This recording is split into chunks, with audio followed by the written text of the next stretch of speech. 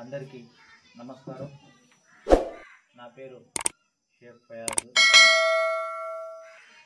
గత వారంలో మంగళవారం నాడు చనిపోయిన వ్యక్తి షేక్ రఫీ మా మామ.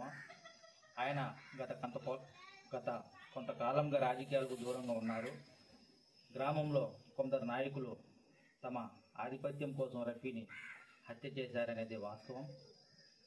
కుటుంబం పెద్ద అయినా కోల్పోయి మా కుటుంబ బాధలు ఉంది. మా మామను పట్టపగులు దారుణ హత్య చేసి వారిలో ఎంతమందిని పోలీసులు పట్టుకున్నారు, ఇంకా ఎంతమందిని అరెస్ట్ చేయాలి అనే విషయం మాకు తెలియడం లేదు. ఈ హత్యకు కారణమైన తెర వెనుక ఉన్న వ్యక్తులు గురించి ఎవరు మాట్లాడడం లేదు.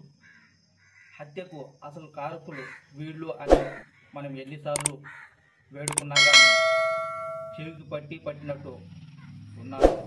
అదేవిధంగా పక్కదావి పట్టడం కూడా జరుగుతుంది. తెలుగుదేశం పార్టీ నాయకులు సూరా శ్రీనివాసులరెడ్డి మాత్రం 2 రోజుల పాటు మమ్మల్ని కనిపెట్టుకుని ఉన్నారు. ఆ రోజు జరిగిన సంఘటన దారుణ హత్య తెలిసిన వెంటనే 2 రోజులు కూడా కనిపెట్టుకొని మాతో పాటు అండగా నిలబడిన వ్యక్తి సూరా శ్రీనివాసులరెడ్డి గారు. జరిగిన హత్య గురించి సూరా సీనన్న ఎమ్మెల్యే గారి దృష్టికి తీసుకుపోయారని తెలిసింది. విషయం తెలిసిన వెంటనే ఎమ్మెల్యే గారు సిఐ గారికి, డిఎస్పి గారికి దీని వెనుక ఎవరున్నా కానీ వదిలిపెట్టబాకండి అనే ఉద్దేశం కూడా చెప్పడం జరిగిందని కూడా మాకు తెలిసింది. కానీ చూస్తూ ఉంటే ఇప్పుడు కేసు ఎక్కడ తప్పుదావ పడుతుందో అనేది మాకు అనుమానంగా ఉంది. ఎంతమంది అరెస్ట్ అయినారు, ఎంతమంది దీని వెనకాల ఉన్నారు, ఎవరు ప్రోద్బలం వల్ల ఈ హత్యకు గురైనారు అనేది ఇప్పుడు దాకా కూడా బయటికి రాలేదు.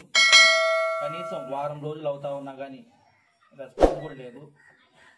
కానీ దీన్ని అనుగుణంగా తీసుకొని వీళ్ళని ఇలాగే వదిలేస్తే మమ్మల్ని కూడా చంపేస్తారనే భయం మాకుంది. ఒక తండ్రిని పోగొట్టుకున్న 2 ఆడపిల్లలు తిండి ఆహారాలు మానేసి పెద్ద కూతురు అయినటువంటి షేక్ ఆయిషా 2-3 రోజుల దాకా హాస్పిటల్లో ఉండడం జరిగింది.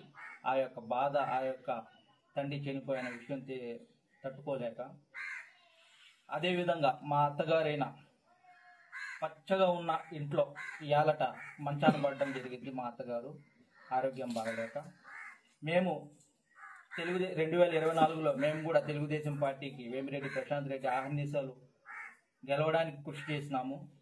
కానీ దీనిపై ఎమ్మెల్యే ప్రశాంత్ రెడ్డి గారు ప్రత్యేక దృష్టి సారించి ఎవరైతే హత్యకు పాల్పడినారో వారిని కఠిన శిక్షించి దీని వెనకాల ఎవరు ప్రోద్బలం వల్ల ఈ నేరం జరిగిందనేది కూడా మాకు న్యాయం చేయగలుగుతారని కోరుతున్నాము.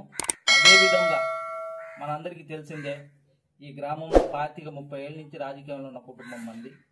కానీ ఇప్పటిదాకా కూడా ఇటువంటి సంఘటన ఎప్పుడు కూడా జరిగింది లేదు. ఏదో చిన్న గొడవలు, చిన్న మనస్పర్ధలు ఉన్నాయి, పోలీస్ స్టేషన్ దగ్గరికి పోయేది వచ్చేసేది. కానీ ఇప్పటిదాకా కూడా ఇటువంటి హత్య ఎప్పుడు కూడా జరగలేదు. మరీ దారుణంగా పొడిచి చంపడం అనేది చాలా అన్యాయము. ఏ పార్టీ అయినా సరే మానవత్వం చాటుకోవాలని కూడా నేను మీ పత్రిక విలేకరు ద్వారా కోరుతున్నాను. అదేవిధంగా ఆమె న్యాయం చేస్తూ అని ఆ కుటుంబాన్ని ఆదుకుంటారని మేము నమ్ముతున్నాము. ధన్యవాదాలు.